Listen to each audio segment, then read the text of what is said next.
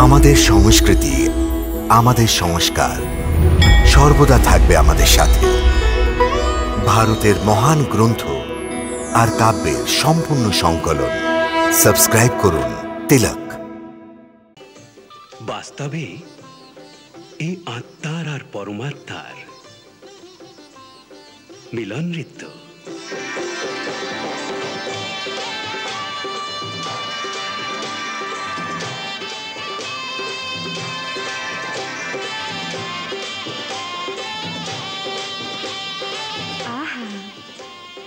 ভক্তজনেরা আপনাকে নাচাচ্ছে আর আপনার মায়া ওদের নাচাচ্ছে। আপনার এই অনুপম লীলা দেখে কতই না আনন্দ হচ্ছে।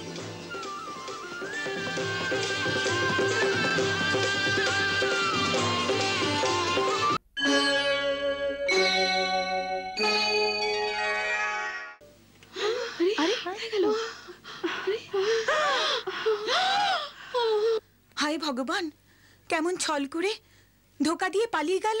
আমার তো সব মাখনই খেয়ে গেছে, আজ আমার কপালে ভোগান্তি আছে।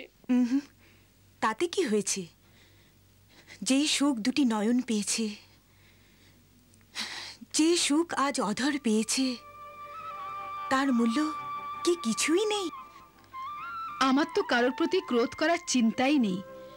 ও সান্নিধ্যে এসে যে অনবদ্য আনন্দ লাভ করেছি, তাতে যেন কত জন্মের পিপাসা মিটে গেছে।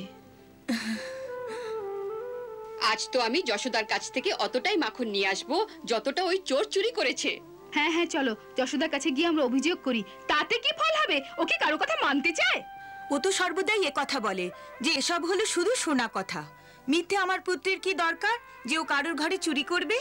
হ্যাঁ, যদি কেউ ওকে হাতে নাতে ধরে আনে তখন মানবো।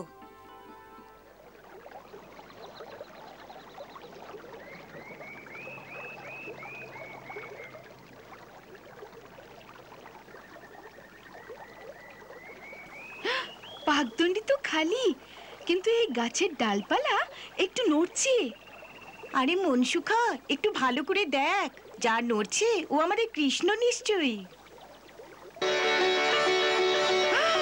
ওই তো আমাদের কৃষ্ণ, আমাদের সেনাপতি এসে গেছে।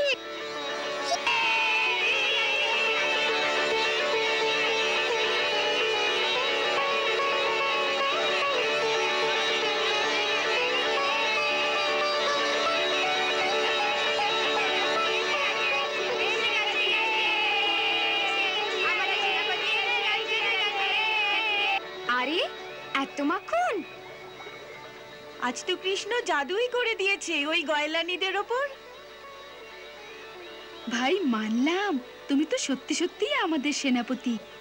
কৃষ্ণের সেনা কখনো না খেয়ে মরতে পারে না। সেনাপতিকে জিজ্ঞেস তো করো, ওকে পেটায়নি তো কেউ? পেটায়নি কেউ, কিন্তু ওই নির্দয়ীরা কোমর ভেঙে দিয়েছে। কোমর ভেঙে দিয়েছে? পেটায় বিনাই? হ্যাঁ, পেটাইতে তো একাস্তা ডান্ডা পড়ে, কিন্তু এখানে তো নাচিয়ে নাচিয়ে মেরে ফেলেছে। হ্যাঁ, নাচিয়েছে তোকে? নাচিয়েছে কি রে? আরে এত কোমর নাড়িয়েছে যে সিধে দাঁড়ায় তো কোমর নুয়ে যাচ্ছে। ওপর থেকে এত চুম্বন দিয়েছে যে আমার গাল ছুলে গেছে।